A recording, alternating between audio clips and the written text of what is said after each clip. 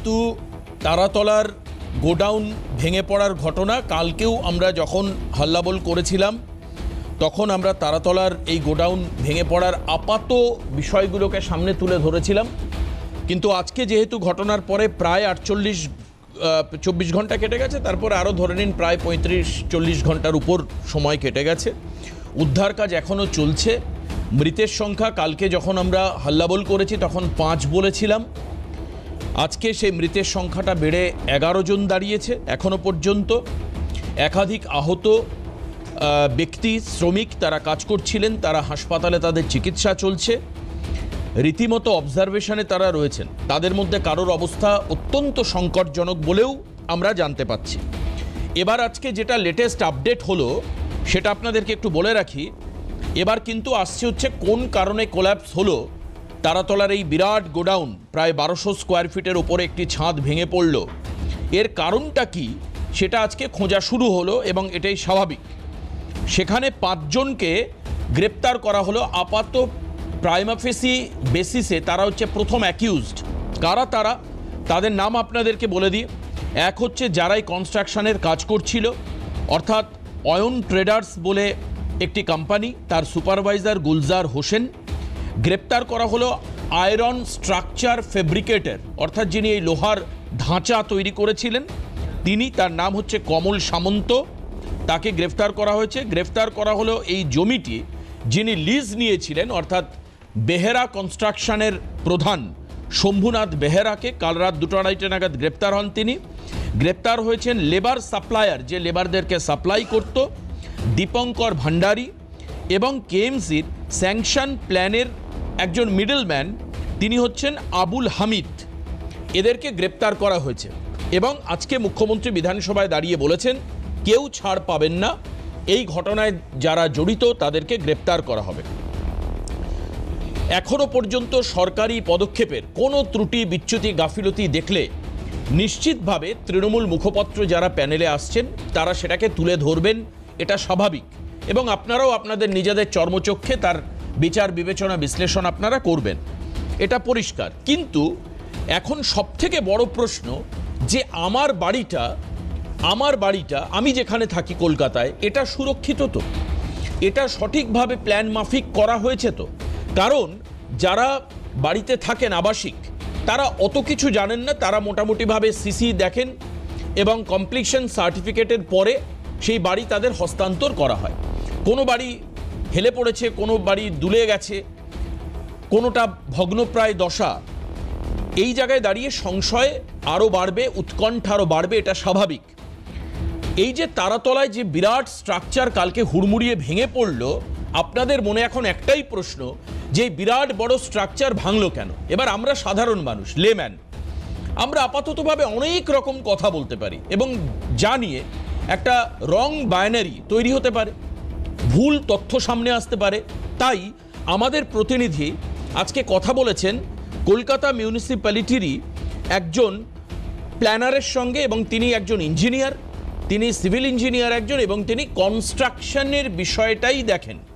Construction engineer মানে civil ইঞ্জিনিয়ারের একটা পার্ট, কনস্ট্রাকশন ইঞ্জিনিয়ার। কে তিনি? তার নাম হচ্ছে অংশুমান সরকার। এই অংশুমান বাবুর দুটো বক্তব্য, অনেকক্ষণ কথা বলেছেন আমাদের প্রতিনিধি, কিন্তু তার মধ্যে দুটো অংশ যেখানে খুব স্পষ্টভাবে গতকাল বিল্ডিং ভেঙে পড়ার সম্ভাব্য কারণ, এবং আরেকটা জায়গা বলে দিই, অংশুমান বাবু কিন্তু ফিজিক্যালি ঘটনাস্থলে গিয়েছিলেন এবং তিনি সামনে থেকে ভগ্ন স্তূপটা দেখেছেন।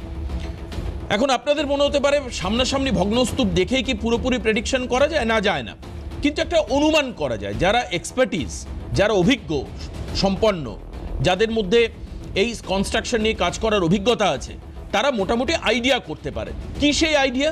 আসুন আপনাদের সামনে প্রথম রাখি। অংশুমান সরকার, কনস্ট্রাকশন ইঞ্জিনিয়ার, কলকাতা পুরসভা, তার দুটো বক্তব্য আপনাদের সামনে প্রথম রাখবো আমাদের প্রতিনিধির সঙ্গে কথা বলবার সময়।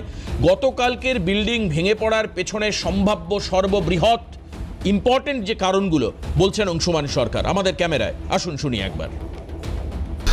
দেখুন, এই যে ঘটনাটা, দুঃখজনক যে ঘটনাটা, এটা তো একটা কারণের জন্য হয়নি, এটা পুরো সিস্টেমটাই পলিউটেড হয়ে গেছে। কলকাতা কর্পোরেশনের নিয়মমাফিক এটাকে স্যাংশন দেওয়া হয়েছিল। স্যাংশন দেওয়ার পর কলকাতা কর্পোরেশনের বলুন বা আমাদের সিস্টেমের মধ্যে আমরা যারা স্ট্রাকচারাল ইঞ্জিনিয়ার, আর্কিটেক্ট আছে, আমাদেরও দায়িত্বের মধ্যেই বলুন, যেভাবে হোক এটা মনিটরিং হয়ে ওঠেনি। এবার তার মধ্যে একটা রাজনৈতিক প্রভাব এখানে রয়ে যাচ্ছে, যেখানে একটা মিডলম্যান চলে আসছে, সেই মিডলম্যান টোটাল সিস্টেমটাকে সে নিয়ন্ত্রণ করছে। আর এইটা হওয়াতে কি হলো, কলকাতা কর্পোরেশনের যে স্ট্যান্ডার্ড অফ প্রসিডিংটা যেটা হচ্ছে সেগুলো বাধা বিঘ্নিত হচ্ছে, তার ফলেই এই ডিজাস্টার। এবং এক্ষেত্রে মনিটরিং কোনো জায়গা, কোনো স্তর থেকে মনিটরিং হয়নি, কারণ একটা রাজনৈতিক প্রভাব এর মধ্যে আছে, যার ফলে এখানে কেউ যে স্ট্যান্ডার্ড অফ প্রসিডিং যেটা কলকাতা কর্পোরেশনের আছে যে দেখার, সেই দেখার জায়গাটা থাকে না। এটারও একই বিপর্যয়, সেম জিনিস গার্ডেন রিচের, সয়েল টেস্ট কিচ্ছু করা হয়নি। এবং এর যে স্ট্রাকচার, যেটা আমি যখন কালকে গিয়ে আমি দেখলাম, এবং যে ফাউন্ডেশন যে ডিজাইনটা যেটা হয়েছে, এইসব ক্ষেত্রে যে পরিমাণ লোড এখানে আসছে, আমি এটা কালকে একটা প্রিলিমিনারি একটা ডিজাইনও করছিলাম, তাতে এখানে পাইল ছাড়া এই স্ট্রাকচার দাঁড় করানোই সম্ভব নয়। সেখানে পাইল হয়েছে কিনা আমার খুব মানে আমার ধারণা নেই এটা, যে এটা এখানে পাইল করেছে না করেছে, কারণ পাইল ছাড়া এই বিল্ডিং দাঁড় করানো সম্ভব নয়। কেন, ওখানকার যারা মানুষজন আছেন, যারা কাজ করছিলেন, তাদের যে বক্তব্য যে বিল্ডিং শিয়ার করছিল, পড়ার আগে বিল্ডিংটা দুল ছিল, ঠিক আছে, এবং পরপর ঢালাই হচ্ছে। তাহলে এই যে সিমটমসগুলো, এটার বড় কারণ হলো যদি পাইল না থাকে বা ফাউন্ডেশন ফেল হচ্ছিল, মানে মাটি আস্তে আস্তে করে যে ধারণ ক্ষমতা মাটির তার চেয়ে বেশি লোড হয়ে গেছে, তার ফলে কি হচ্ছে, পুরো স্ট্রাকচারটা আস্তে আস্তে করে বসছিল, যেটাকে আমরা সয়েলের শিয়ার ফেল বলি, ঠিক আছে। এবার সেই পাইল না থাকায় নিতে পারিনি, কোনো কারণে একটা জায়গায় হয়তো মারাত্মক সেটেলমেন্ট হয়ে গেছে, হওয়ার ফলে যেটা হয়েছে যে স্ট্রাকচারটা যে ডিজাইন করেছিল, যে কলম বা বিমগুলো, সেখানেও মানে সঠিক মেম্বারের যে কানেকশন বা ব্রেসিং, তো সেইখানে যে মেম্বারগুলো দেওয়া ছিল সেগুলো দেওয়া হয়নি। তার পুরো সিস্টেমটাই আপনার সয়েল ঠিক নেই, স্ট্রাকচারের ওপর মেম্বার ঠিক নেই। যদি সয়েল ঠিক থাকতো, স্ট্রাকচার মেম্বার যদি ভুলভাল থাকতো, জয়েন্টিং যদি ঠিক থাকতো, হেলে যেতে পারতো, কিন্তু বিল্ডিং এইভাবে কোলাপস করতো না। তাহলে প্রশ্ন এখানে খুব পরিষ্কার যে এই যে কনস্ট্রাকশনটা হচ্ছিল তারাতলাতে গোডাউনের, এই কনস্ট্রাকশনের তৈরি করবার জন্য যে প্রক্রিয়ায় হওয়া উচিত বা যেভাবে তার ফলো আপ করা উচিত সেগুলো ছিল না। তাহলে এবার আপনি আমাকে বলতে পারেন যে তাহলে কি কাগজপত্র ছাড়াই কাজটা হচ্ছিল? এটা মিলে যাচ্ছে মুখ্যমন্ত্রীর কথায়, কারণ তার স্যাংশন প্ল্যান রয়েছে এবং তার মধ্যে ফিরহাদ হাকিম অর্থাৎ কলকাতার মেয়র, যিনি অবসরপ্রাপ্ত মেয়র, অবসর নিয়েছেন, তার সই রয়েছে। কি অদ্ভুত বিষয় দেখুন। এবং কলকাতার কেএমসির যারা ইঞ্জিনিয়ার, তাদেরও সই রয়েছে, অর্থাৎ কাগজপত্র আছে। কালকে আপনাদের মনে থাকবে শম্ভুনাথ বেহেরাকে গ্রেপ্তারের পর এই কথা এসেছিল, উনি বলছেন ওনার তরফ থেকে যে কাগজপত্র সব আছে, প্ল্যান অনুযায়ী কাজ হচ্ছে, কিন্তু সেটা ফল্টি, সেটা ভুল। এর দায়িত্ব কার? আসুন আমি পরিচয় করে দিয়ে যারা আজকে আমাদের সঙ্গে রয়েছেন আলোচনায়, আমি এক এক করে কথা বলবো। আমাদের সঙ্গে সৌনক মারিক রয়েছেন, বিজেপির মুখপাত্র, স্বাগত জানাই সৌনককে। নীলাঞ্জন দাস, খুব ভালো হয়েছে আজকে নীলাঞ্জন এসে, কারণ কালকের প্রোগ্রামও নীলাঞ্জন ছিলেন, কাজে কন্টিনিউটি থাকছে, নীলাঞ্জনের পক্ষে বুঝতে বা বলতে সুবিধে হবে। জয়ন্ত কুমার রাইজ, খুব ভালো লাগছে, জয়ন্ত দাকে অনেকদিন পর অনুষ্ঠানে পেলাম, জাতীয় কংগ্রেস মুখপাত্র, আজকের অনুষ্ঠানে উপস্থিত রয়েছেন। সঙ্গে থাকবেন আরেকজন সিভিল ইঞ্জিনিয়ার আমাদের আজকের এই অনুষ্ঠানে গেস্ট হিসাবে, যিনি মোটামুটিভাবে টেকনিক্যাল কারণটাকে ব্যাখ্যা করতে পারবেন। আমরা একেবারে 11th আওয়ারে অরুণ চক্রবর্তীকে আমরা রিকোয়েস্ট করেছি, উনি আমাদের সঙ্গে থাকবেন, আর কিছুক্ষণ পরেই এসে উনি আমাদের সঙ্গে যুক্ত হবেন, তাতে আমাদের টেকনিক্যাল এরার কি হয়েছে বুঝতে সুবিধা হবে। আমি নীলাঞ্জনকে দিয়ে শুরু করি। নীলাঞ্জন, অনেকগুলো কারণ অংশুমান বাবুর বক্তব্যে উঠে আসছে। এক হচ্ছে এই ফাউন্ডেশনের ফল্টি ফাউন্ডেশন, এক আমি পয়েন্ট আউট করেছি এখানে। দ্বিতীয়ত উনি বলছেন সয়েল টেস্টের সেরকম কোনো রিপোর্ট নেই। এর আগে তুমি জানো না হয়তো, এর আগে আমি যখন পার্থপ্রতিম স্যারের সঙ্গে কথা বলেছিলাম, উনিও এরকম সয়েল টেস্টের অনেকগুলো ইনসিডেন্ট কলকাতায় হয়েছে, এরকম অনেক ইনস্ট্যান্ট উনি তুলে ধরেছিলেন।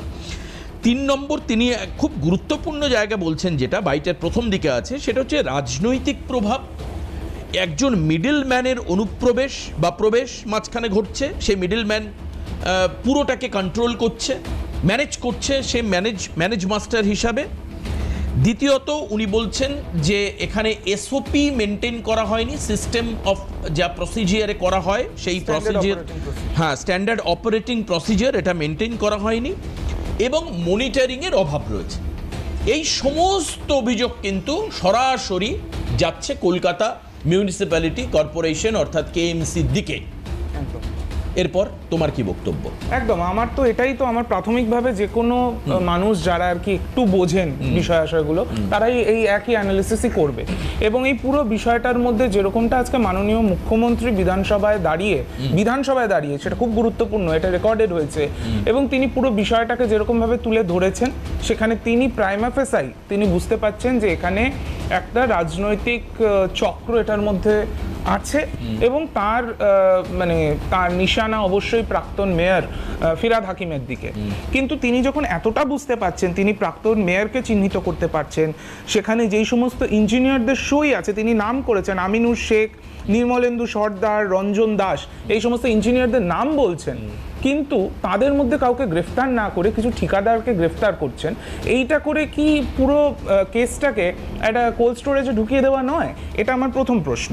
এই পুরো বিষয়টার মধ্যে শ্যামাপ্রসাদ মুখার্জি কলকাতা পোর্ট ট্রাস্ট তারা যে 1 অগস্ট 2024 এই যে 30 বছরের লিজ দিয়েছিল এই সংস্থাকে, বেহেরা ব্রাদার্স, তাদের একটা কিছু মনিটরিং থাকবে না? তারা তো লিজ যখন দিয়েছে তারা নিশ্চয়ই তার জন্য যেটা এনওসি পারমিশন সমস্ত কিছু দিয়েছে, তারপরে নিশ্চয়ই তারপরে কলকাতা কর্পোরেশনের তারা দেখবেন যে এখানে কতটা কি স্ট্রাকচার তৈরি করা যায়।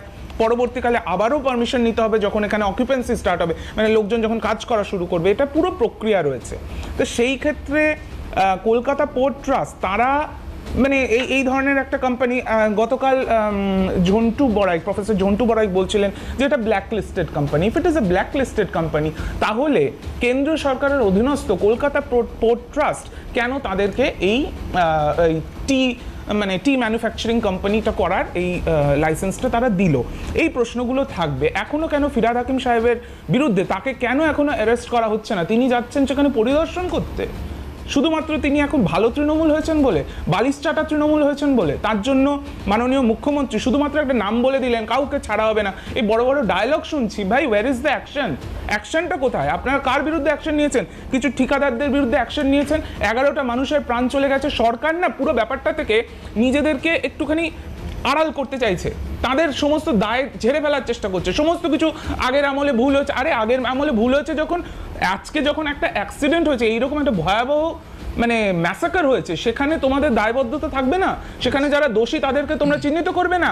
এখনো অবধি যিনি স্মিতা পান্ডে কলকাতা মিউনিসিপ্যাল কর্পোরেশনের কমিশনার, তাকেই কিন্তু অ্যাডমিনিস্ট্রেটর করে বসিয়ে দিয়েছে। তাকে আবার এই নতুন ফ্যাক্ট ফাইন্ডিং কমিটির মধ্যে তাকে মেম্বার করেছে। তার সই নেই সেখানে। যদি প্রাক্তন মেয়রের সই থাকে তাহলে প্রাক্তন কমিশনারের সই থাকবে না, বা তিনি কোনো মনিটরিং করবেন না? এটা হতে পারে? তিনি তো এক্সিকিউটিভ অথরিটি সেখানে, তো সেইটা কেন থাকবে না?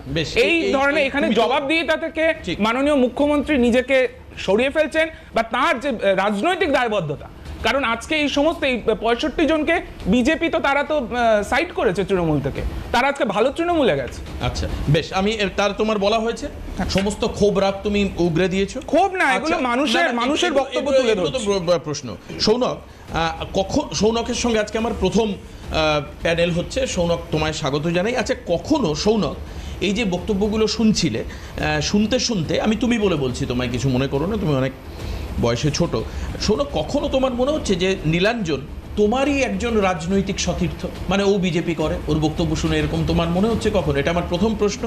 দ্বিতীয় প্রশ্ন হচ্ছে যে এই যে নামগুলো আজকে শুভেন্দু অধিকারী করেছেন, হ্যাঁ, এই নামের মধ্যে ডেফিনেটলি যেটা নীলাঞ্জন উল্লেখ করলেন যে বেশ কয়েকজন ইঞ্জিনিয়ারের নাম উল্লেখ করা আছে। হয়তো এটা হতে পারে ঘটনাচক্রে যে আমরা যখন আবার কালকে হাল্লা বলে আসব এরা প্রত্যেকেই গ্রেপ্তার হয়ে গিয়েছে, এটাও হতে পারে। তবে তোমার কাছে আসার আগে আজকে আরেকজনের নাম উঠে এসছে, যে ভদ্রলোকের নাম হচ্ছে কালীচরণ বন্দ্যোপাধ্যায়। কি বলেছেন মুখ্যমন্ত্রী বিধানসভায় দাঁড়িয়ে? একদমই তাই, নীলাঞ্জন ঠিকই বলেছে, রেকর্ডেড বক্তব্য। কি বলেছেন শুভেন্দু অধিকারী কালীচরণ সম্পর্কে একবার দেখাই। তারপর কালীচরণ সেই ফিরহাদ হাকিম যে একসময় মমতা বন্দ্যোপাধ্যায়ের ছায়াসঙ্গী ছিলেন, এখন তিনি ঋতব্রত পন্থী বলে নীলাঞ্জনদের এত রাগ, কিন্তু যদি ঋতব্রতর দিকে না যেতেন তাহলে কিভাবে ডিফেন্ড করতো নীলাঞ্জন আমি জানি না। হ্যাঁ, কিন্তু আমরা দেখাই আগে যে কালীচরণ সম্পর্কে সিএম এর কি বক্তব্য শুনবো। কি হয়েছে আমরা জানি না, আমরা কালীকে তুললে সব বেরিয়ে যাবে। কলকাতা কর্পোরেশনে কালী না বললে কোনো প্ল্যান হয় না। আর Kali appointed by Camac Street সবাই জানে। আর এই কালী বাইপাসের পাশে আপনাদের তৃণমূল ভবন বানাচ্ছে 200 কোটি টাকা দিয়ে, আর এখান থেকে টাকাটা তুলে ওখানে পাঠায়। আমরা সব জানি, সব বের করেছি, আমরা এফআইআর হয়েছে, আরো ব্যবস্থা নিচ্ছি। সৌনক, কালকে যখন বিকেলের দিকে মুখ্যমন্ত্রী একইভাবে শম্ভুনাথ বেহেরার নাম বলেছিল, তারপর পুলিশ মারাত্মকভাবে খোঁজা শুরু করে, রাত 2-2:30 নাগাদ শম্ভুনাথ বেহেরা গ্রেপ্তার হয়। আজকে শুভেন্দু অধিকারী বলছেন, এবং আমার মনে হয় যদি এই কালীচরণ ভানাটুর দ্বীপে না পালিয়ে যায় আজকে রাতে গ্রেপ্তার হয়ে যাবে, একদম শিওর, আমি এখানে বসে বলে দিচ্ছি। যদি ভানাটুরে পালিয়ে যায় তাহলে অন্য ব্যাপার, না হলে আজকে অ্যারেস্ট হয়ে যাবে। সৌনক, তোমার কি মনে হয় যে সরকারি পদক্ষেপ এবং এই ফিরহাদ হাকিমকে লুকিয়ে রাখা বা গোপন করার একটা সরকারি প্রচ্ছন্ন ইঙ্গিত পাওয়া যাচ্ছে বলে নীলাঞ্জন বলছে, তোমার কি মনে হয়? দেখুন, প্রথম যে বিষয়টা দাঁড়াচ্ছে না, একটা তৃণমূল যেভাবে প্রাতিষ্ঠানিক দুর্নীতির মাধ্যমে প্রথম থেকে 15 বছর ধরে সরকার চালিয়েছে, এই সমস্ত তৃণমূলী স্থাপত্য তারই নিদর্শন। কারণ হচ্ছে আপনি চিন্তা করে দেখুন, আজকে তৃণমূলের লোকই বসে যারা তৃণমূলের লোক, তৃণমূলের মানুষগুলোকে বেছে বেছে টিকিট দিয়ে তাদেরকে এমএলএ করেছে, তাদেরকে এমপি বানিয়েছে, আজকে সেই তৃণমূলের লোকগুলো কেউ তাদের পক্ষে কেউ তাদের বিপক্ষে, তাসের ঘরের মতো। এবং আমি সৌরভ মাঝখানে একটু ইন্টারফেয়ার করি, এই ফিরহাদ হাকিমি জোড়া ফুল চিহ্নে মমতা বন্দ্যোপাধ্যায় একমাত্র মাথা বলে কিন্তু তিনি ভোটে জিতে। শুধু তাই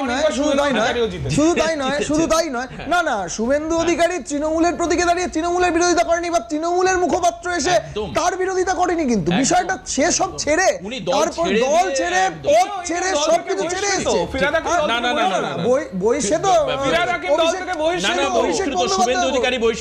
অভিষেক বন্দ্যোপাধ্যায় বহিষ্কৃত, সেটা পরের বিষয়। সেটা কেন ক্যামেরার সামনে একদম আপনাদের নেতা, উলুবেড়িয়া থেকে যাদেরকে এমএলএ করেছেন, সে এর কি প্রমাণ আছে, কি ভিত্তি?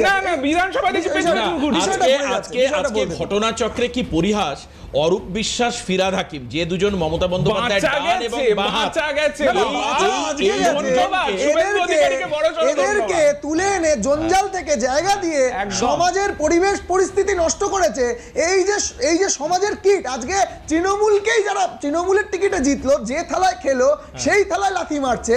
তার মানে এরা কত বড় বদমাইশ চিন্তা করুন। মানে তৃণমূল থেকে যারা ভেঙে বেরিয়ে আসছে, তৃণমূলের যখন চুরি দুর্নীতি সবকিছু তৃণমূল করছিল, ক্যামাক স্ট্রিটে বসে অভিষেক বন্দ্যোপাধ্যায় সেগুলোকে সাপোর্ট করছিল, হেল্প করেছিল। মমতা বন্দ্যোপাধ্যায় মঞ্চে দাঁড়িয়ে বলেছিল যে 25%, 75% এর ভাগ ডিভিশন করে দিয়েছিল, এবং যখন মমতা বন্দ্যোপাধ্যায় সকলের সামনে, ক্যামেরার সামনে বলেছিল যে 25% দাও, 75% দাও। এই যে দোলা সেন, যে আজও মমতাপন্থী তৃণমূলের মধ্যেই আছে, কথাটা শেষ করতে দিন, মাঝখানে ইন্টারাপ্ট করলে নীলাঞ্জন বাবু মুশকিল। দোলা সেন ভাই, দোলা সেন এখন সেটাই হচ্ছে বিষয়। 25-75 যে ডিভিশনটা করে দেওয়া হয়েছিল তৃণমূলের মঞ্চ থেকে, তা তখন কিন্তু এরা সকলে মমতা বন্দ্যোপাধ্যায়কে নেত্রী ভেবে তারা তার পেছন পেছন ঘুরেছে, সুযোগ সুবিধে সমস্ত কিছু নিয়েছে। আজকে ধান্দাবাজগুলোর পর্দা খুলে গেল, যেই মাত্র দল চলে গেল 1 সেকেন্ড লাগলো না তাদের দলকে পাল্টি করতে। তো আজকে এই যে চিটিংবাজগুলো, এগুলো ভয়ঙ্কর চিটিংবাজ, মানে সমাজের এই যে কীট পতঙ্গগুলো, এইগুলোকে চিহ্নিত করার প্রয়োজন।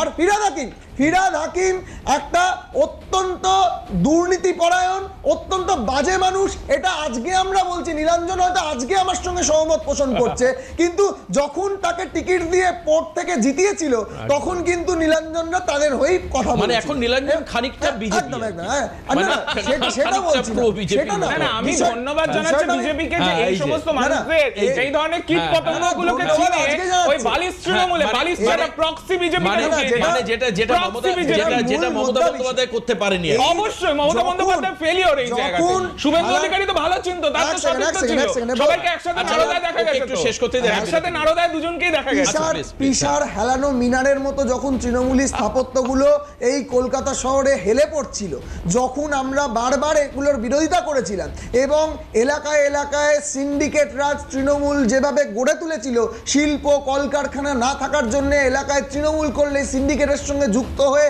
যেভাবে প্রাতিষ্ঠানিক দুর্নীতির সঙ্গে যুক্ত হয়ে পয়সা তোলাবাজি করা যেত, সেই সময় বিজেপি এগুলোর বিরোধিতা করেছিল এবং বারবার আমরা বলেছিলাম ফিরহাদ হাকিম, যিনি মিনি পাকিস্তানের জনক, যিনি কলকাতার মধ্যে খিদিরপুর মেটিয়াপুরে যে মিনি পাকিস্তান খুঁজে পেতেন, তা তিনি যেভাবে এই দুর্নীতিটাকে প্রশ্রয় দিয়ে চলেছিলেন, আমরা তখনও তার বিরোধিতা করেছিলাম, এখনো স্টুডিওয়ে বসে আমরা এটার বিরোধিতা করছি যে তার যে কর্মফল কলকাতাবাসী আজকে পাচ্ছে। ব্যাস। এবং এই মিনি পাকিস্তানিকে ওনারা কবে অ্যারেস্ট করবে উনি বলুন।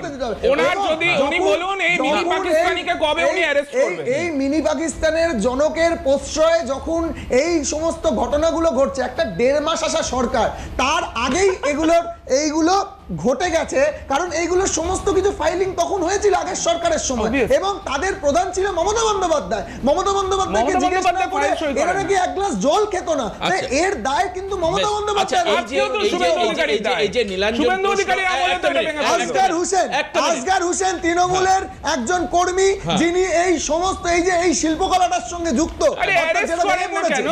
এই যে arrest না ভেঙে করে পড়েছে, আচ্ছা, এই আসগার আসগার হোসেন মারা গেছে ভাই, আসগার একটা কথা গ্রেপ্তার বলি। কি করবে? না, হ্যাঁ না, না, না, কথা বলি। আসগার মারা গেছে। না, না, আচ্ছা, মারা গেছে। আজকে বলছি এই যে যখন কাজটা শুরু হয়েছিল না, তখন তো এই সরকারের সময়। না না সে তো Definitely, সে তো ঠিক না, আচ্ছা, এই সরকার এক না, মিনিট, এক মিনিট, একটু- আপনাদের একটু- নতুন একটু শরীর থামতে হবে। ফিরহাদ হাকিমের একটু থামতে হবে। আজকে তো লোক এটা বুঝছেন যে ফিরহাদ হাকিম আসলে কে বা অরূপ বিশ্বাস কে। আজকে তারা দল ছাড়ার পর নীলাঞ্জনদের না, টার্গেট আমরা জানতে চাইছি কবে অ্যারেস্ট হবেন। থাকতে পারে এবং কবে অ্যারেস্ট হবে। আমি বিরতিতে যাব, বিরতির পর ফিরে এসে আপনাদেরকে শোনাবো যে মেয়রের সই করা কাগজ আজকে শুভেন্দু অধিকারী হাতে নিয়ে বিধানসভায় বললেন যে এই কাগজে সই করা আছে, কেউ ছাড় পাবে না।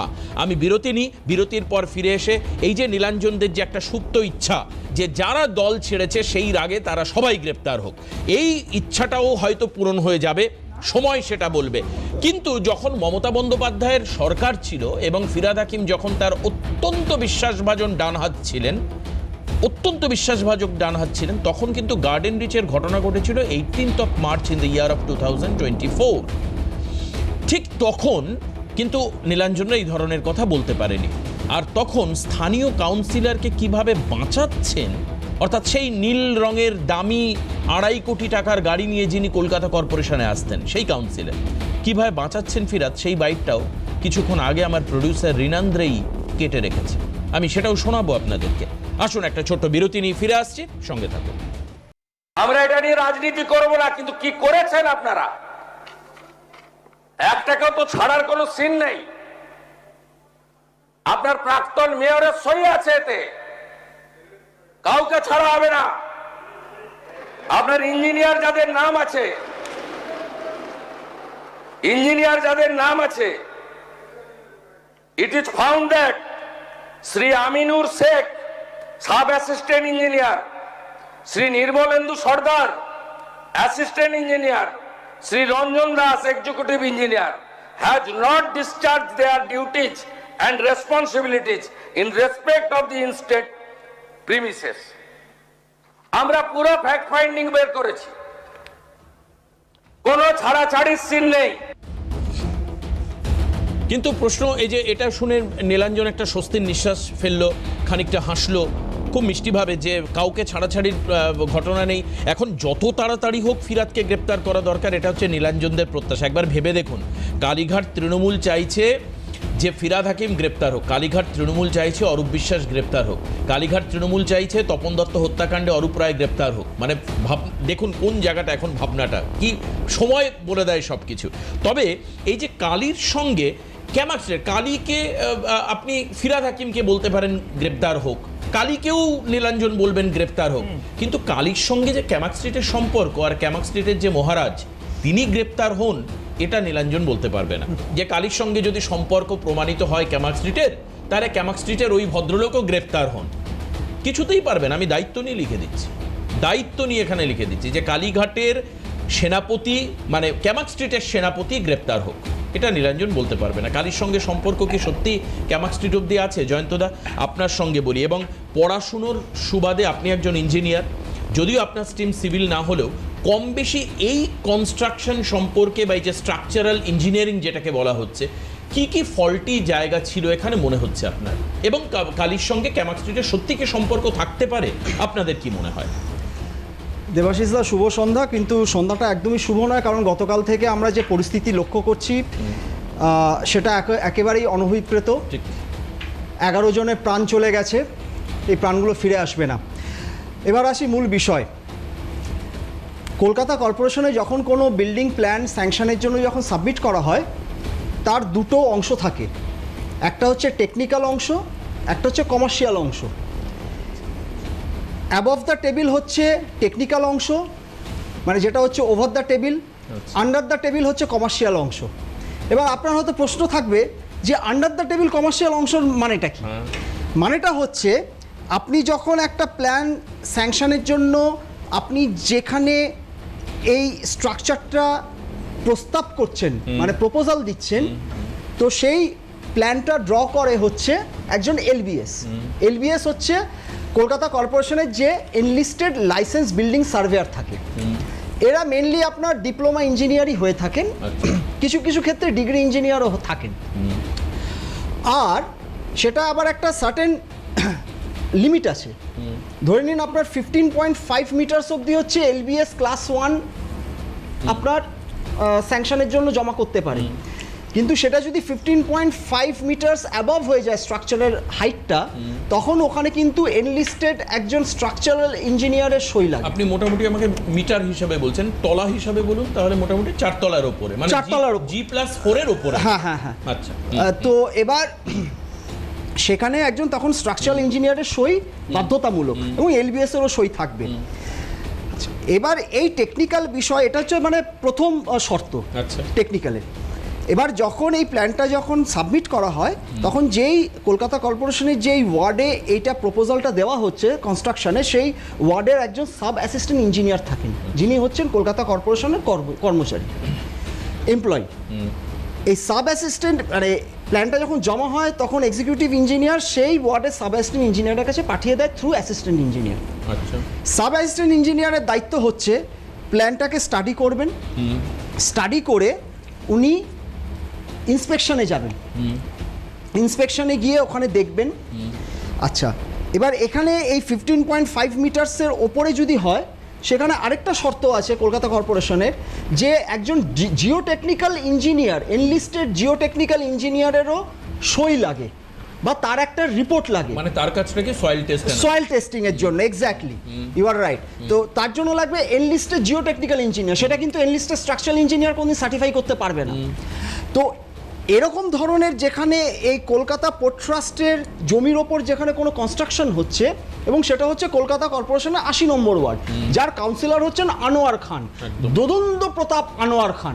এই আনোয়ার খান, আপনি যদি পোর্ট অঞ্চলে যান, এই তারাতলা হাইড রোড যে অঞ্চলটা, এই 80 নম্বর ওয়ার্ডের মধ্যে যে অঞ্চলটা আসে, এই আনোয়ার খান হচ্ছে সেখানকার, মানে উনি নামে আনোয়ার, কিন্তু অ্যাকচুয়ালি ওখানে একটা ডি কোম্পানি উনি চালান।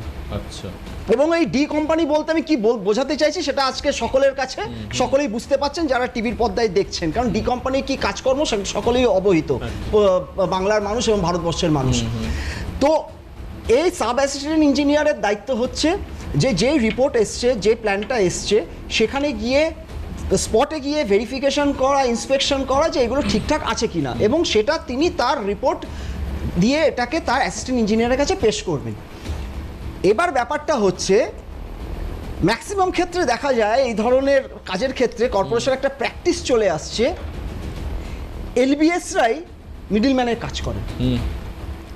একজন স্ট্রাকচারাল ইঞ্জিনিয়ারের কাছ থেকে একটা সই করিয়ে নেন, তাকে একটা অ্যামাউন্ট ধরে দিয়ে দেওয়া হয়।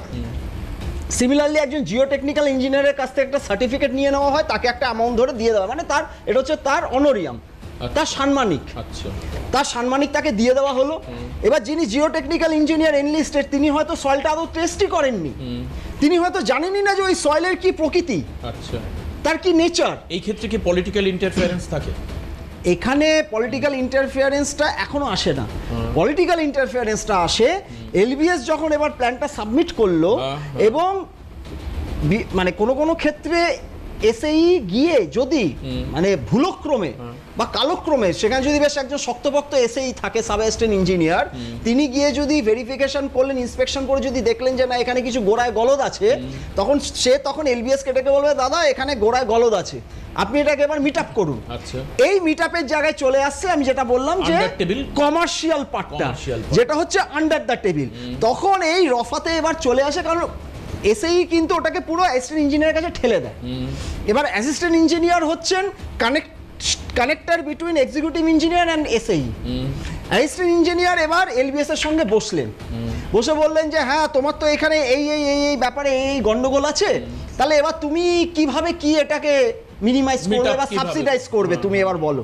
তো এবার এলবিএস তখন এই ক্ষেত্রে দুটো পন্থা অবলম্বন করে থাকে কর্পোরেশনে, একটা হচ্ছে এই যেটা এবার আপনি বলেন পলিটিক্যাল ইন্টারফিয়ারেন্স, আরেকটা হচ্ছে নগদ ইন্টারফিয়ারেন্স। আর নগদ ইন্টারফিয়ারেন্স হচ্ছে কমার্শিয়াল আন্ডার দ্য টেবিল। তো সেখানে যদি বিলি বন্দোবস্ত হয়ে গেল তাহলে সেটা একেবারে এক্সিকিউটিভ ইঞ্জিনিয়ারের ঘর অবধি পৌঁছে, একদম মানে এক্সিকিউটিভ ইঞ্জিনিয়ারের ঘর অবধি পৌঁছে গেল। আচ্ছা, এটা যদি অ্যাবভ 20 মিটারস হয় বা অ্যাবভ 25 মিটারস হয়, তখন কিন্তু হেডকোয়ার্টারে ডেপুটি চিফ ইঞ্জিনিয়ার, দুজন ডেপুটি চিফ ইঞ্জিনিয়ার আছেন, মানে 16টা বড় 16 জন এক্সিকিউটিভ ইঞ্জিনিয়ার, তাদের ওপরে হচ্ছেন দুজন ডেপুটি চিফ ইঞ্জিনিয়ার, একজন ডেপুটি চিফ ইঞ্জিনিয়ার নর্থ, একজন ডেপুটি চিফ ইঞ্জিনিয়ার সাউথ, আর তাদের ওপরে হচ্ছেন DG building, director general building. তো এমন কিছু হাই রাইজ আসতে পারে, যেমন কলকাতার একটা বড় নিদর্শন দ্য 42, একদম কলকাতার টলেস্ট বিল্ডিং, একদম জওয়াহরলাল নেহরু রোডের উপরে। এই ক্ষেত্রে কিন্তু ডিজির ইন্টারফিয়ারেন্স, মেয়রের ইন্টারফিয়ারেন্স, এদের ইন্টারফিয়ারেন্সটা প্রয়োজন, কারণ এগুলো ওদের একটা মানে টেকনিক্যালিটিস আছে যে একটা সার্টেন হাইট অবধি একজনের দায়রায় থাকবে। এবার সেটা যদি ক্রস করে যায় তখন মানে বাউন্ডারি থেকে বেরিয়ে গেল মানে নেক্সট হায়ারকিতে চলে যাবে। এই হায়ারকিটা হচ্ছে কর্পোরেশনের মেন থিং। তো এবার যদি ডেপুটি চিফ ইঞ্জিনিয়ারের কাছে আসে তখন ডেপুটি চিফ ইঞ্জিনিয়ার ডিল করবে, যদি ডিজির কাছে যায় ডিজি ডিল করবে। তবে এই ক্ষেত্রে ওয়্যার হাউসের ক্ষেত্রে কিন্তু এত দূর অবধি পৌঁছয় না, মানে ডেপুটি চিফ ইঞ্জিনিয়ার বা ডিজি অবধি পৌঁছয় না, এটাই এক্সিকিউটিভ ইঞ্জিনিয়ার লেভেল, মানে বড়োর মধ্যেই ব্যাপারটা সীমিত থাকে এবং বড়োর মধ্যেই ব্যাপারটা মিট আপ হয়ে যায়। এই ক্ষেত্রে যে বড়োর দায়িত্বপ্রাপ্ত এক্সিকিউটিভ ইঞ্জিনিয়ার সেই সময় ছিলেন, যিনি সই করেছেন ওই প্ল্যানে, যে অ্যাসিস্ট্যান্ট ইঞ্জিনিয়ার সই করেছেন, যে সাব অ্যাসিস্ট্যান্ট ইঞ্জিনিয়ার সই করেছেন, প্রত্যেকে ইজ অ্যাকাউন্টেবল।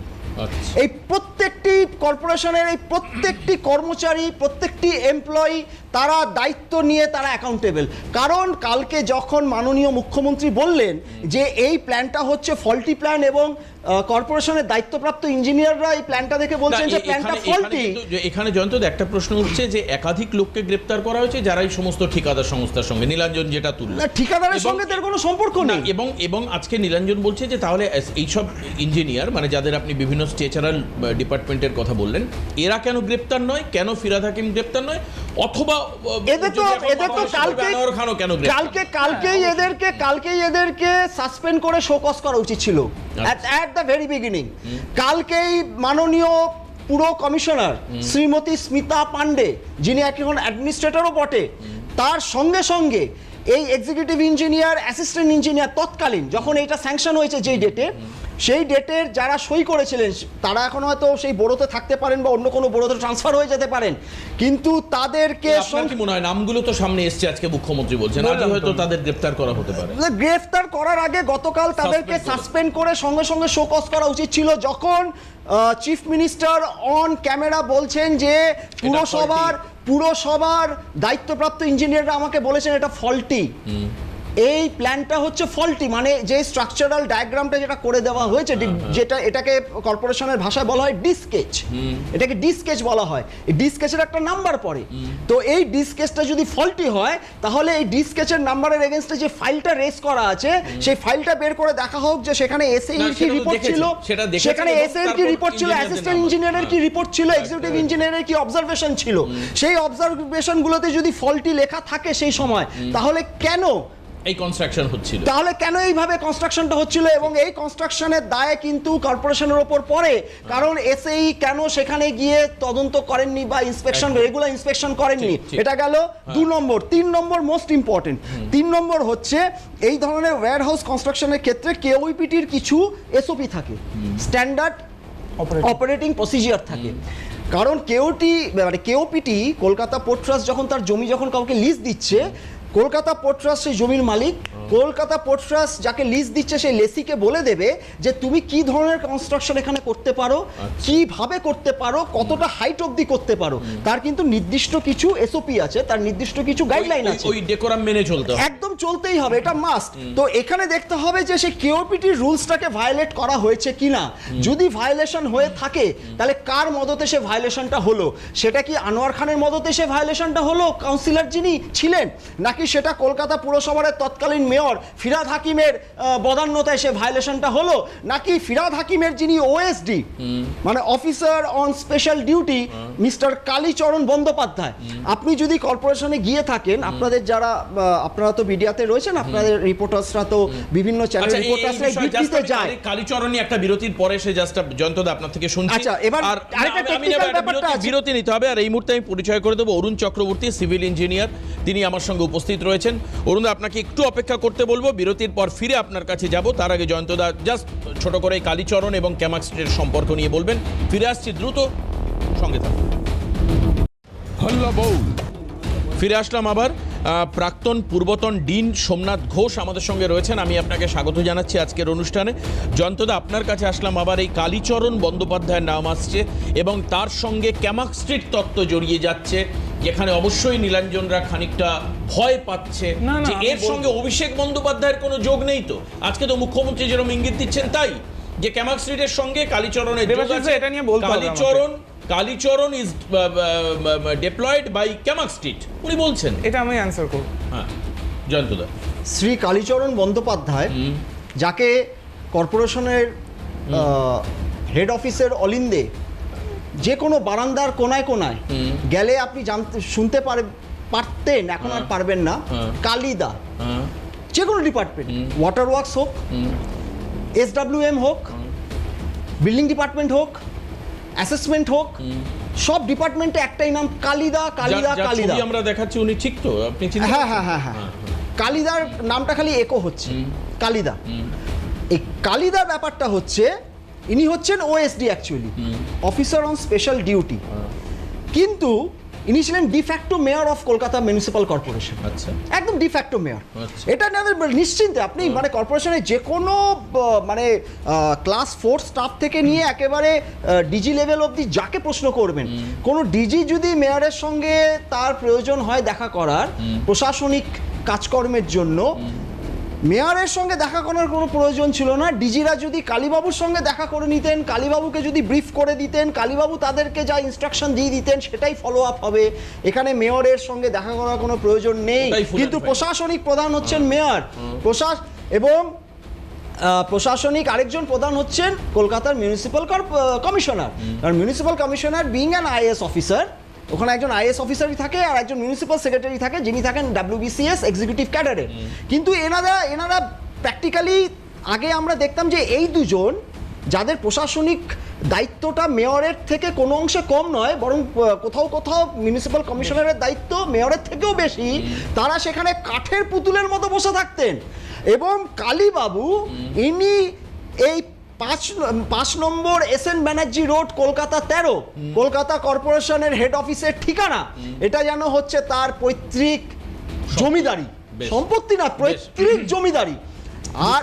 আর ক্যামাক স্ট্রিটের সঙ্গে সম্পর্ক, আমি বলি, ক্যামাক স্ট্রিটের সঙ্গে সম্পর্ক তো ডেফিনেটলি আছে, কারণ ক্যামাক স্ট্রিটের সঙ্গে যদি সম্পর্ক না থাকতো তাহলে এই কালীচরণ বন্দ্যোপাধ্যায়ের এই প্রভাবটা তৈরি হতো না। কারণ আমারও মনে হয় যে ফিরহাদ হাকিম এই প্রভাবটা তৈরি করতে দিতে পারতেন না, কারণ ফিরহাদ হাকিম তো সবসময় দাওয়াতে ইসলাম বলে এসছেন, এবং উনি ওনার স্বজাতীয় কাউকেই হয়তো ওই জায়গায় বসাতেন, কিন্তু ওই যে বন্দ্যোপাধ্যায়, হ্যাঁ, মানে ওই জায়গায় এবার বন্দ্যোপাধ্যায় নিয়ে বসেছে বন্দ্যোপাধ্যায়। এইটা আমাকে একটু আমি বলতে আসবো দিন। নীলাঞ্জন, না, না, কিন্তু এটা তার আগে আমাকে- না, এটা ভদ্রলোক তো অনেকক্ষণ ভুল wait বার্তা করছেন। যাচ্ছে, ভুল বার্তা যাচ্ছে। না, না, ভদ্রলোক ভুল বলে- বার্তা আমি যাচ্ছে। নেবো এটা, আমি কথা দিচ্ছি, আমি নেবো। না, না, সেটা আপনি বলবেন না, আমি বলবো, আপনি বলবেন না। সোমনাথ আমি ঘোষ, বলবো, আমি আসবো আপনি আপনার করবেন না। বিরতির আপনি পর তো- এসে সঙ্গে থাকুন,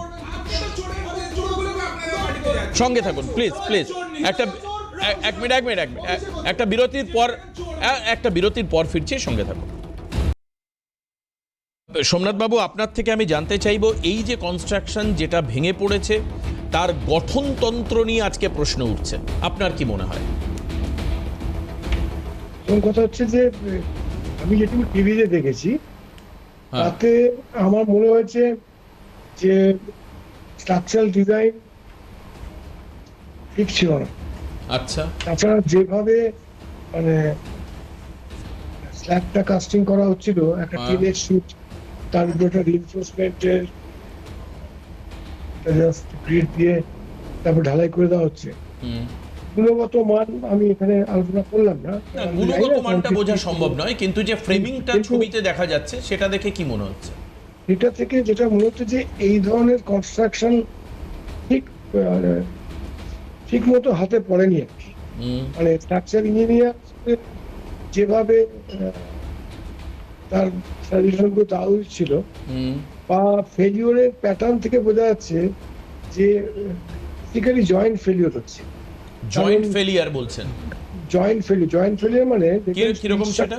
হুম, স্টিল স্ট্রাকচারে আপনার বিম, তারপরে কলাম, এই সব কিছু আর কি, হ্যাঁ, এগুলো আপনার কানেক্টেড থাকে।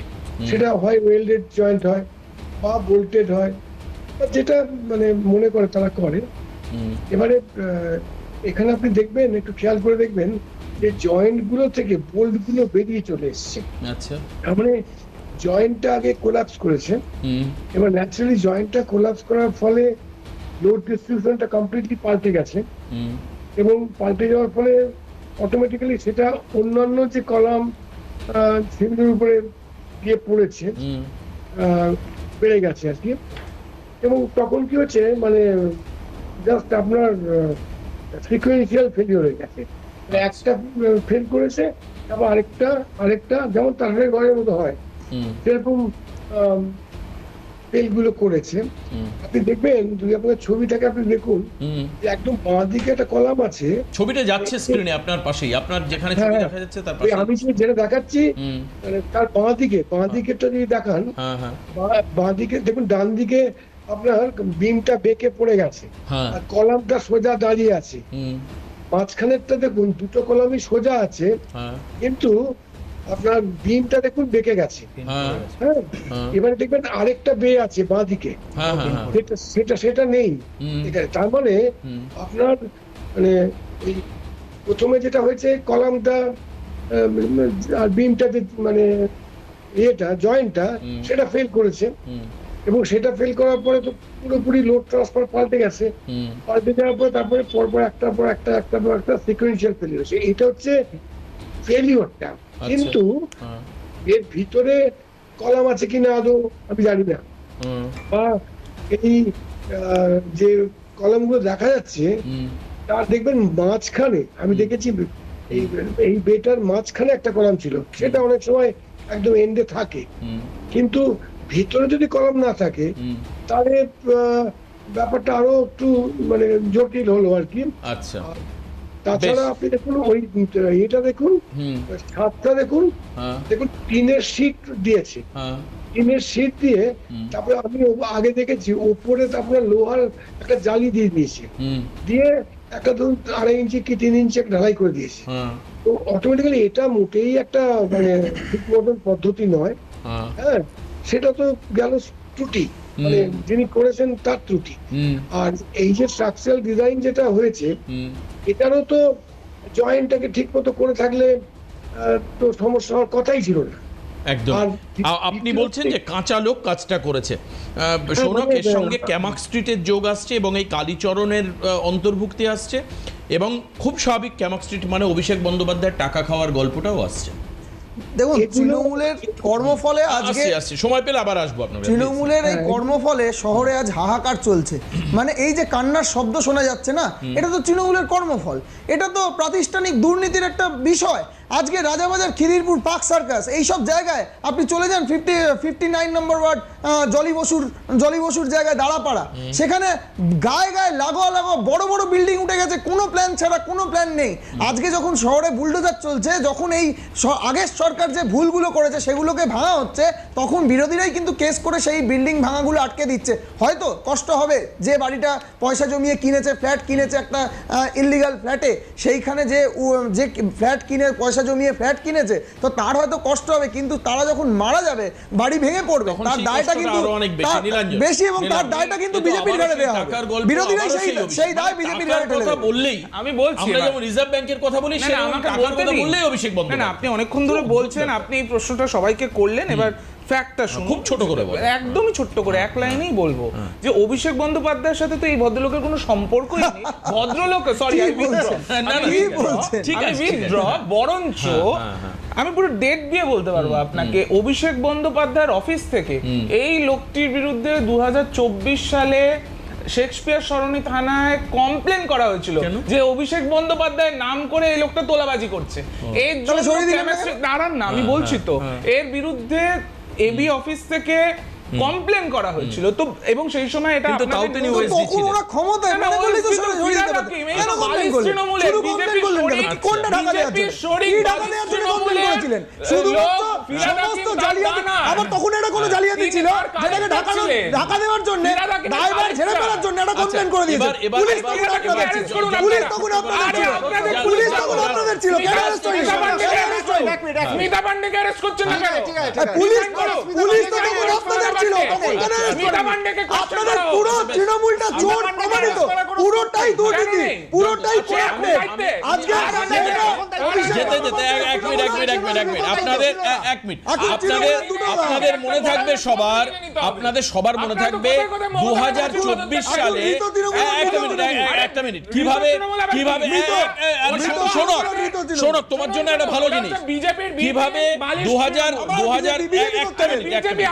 একটা মিনিট আস্তে নীলাঞ্জন আস্তে আরে বাবা আস্তে। আচ্ছা আমি যেতে যেতে একটা দেখাই যে ফিরহাদ হাকিম, ব্যাস আউট অফ স্ক্রিন। এখন আমি দেখাবো যে 2024 সালে যে গার্ডেন রিচের ঘটনা ঘটলো, কাউন্সিলর একেবারেই দায়ী নয়, আইনতভাবে দায়ী নয়, বলছেন হচ্ছে ফিরহাদ হাকিম। সেবারও ইঞ্জিনিয়ারদের ওপরে দোষারোপ করা হয়েছিল, তদন্ত কমিটি তৈরি করা হয়েছিল, যারা 18 তারিখের পর 28শে মার্চ 2024 রিপোর্ট দেওয়ার কথা। জানেন রিপোর্ট অনুযায়ী কিছু হয়েছে? কিচ্ছু জানেন না, লবডঙ্কা। আসুন একেবারে শেষে দেখাই ফিরহাদ হাকিম কি বলেছেন। দেখতে দেখতে আজকের হাল্লাবোল শেষ করব। সবাইকে অনেক ধন্যবাদ জানাই। অবশ্যই দেখে নেব যে ফিরহাদ হাকিম কি বলেছিলেন গার্ডেন রিচের যখন বিল্ডিং ভেঙে পড়েছিল তখন। শুনবো। কাউন্সিলর জানতে পারুক কি না পারুক, এটা আইনত আমি বলতে পারি না। অনেকেই এই প্রশ্ন তুলছেন যে এই প্রমোটারের সঙ্গে কাউন্সিলরের কোনো এগুলো দেখুন সবকিছু তুলতেই পারেন, সুতরাং এই তো যে কেউ তুলতে পারে। আপনি কাউন্সিলর কি দায় এড়াতে পারেন পুরোটা? নিশ্চয়ই আইনত এড়াতে পারেন, আইনত এড়াতে পারেন। তার কারণ চেতলাতে ধরুন আমি কাউন্সিলর, কোথায় কি হচ্ছে আমার জানা সম্ভব না।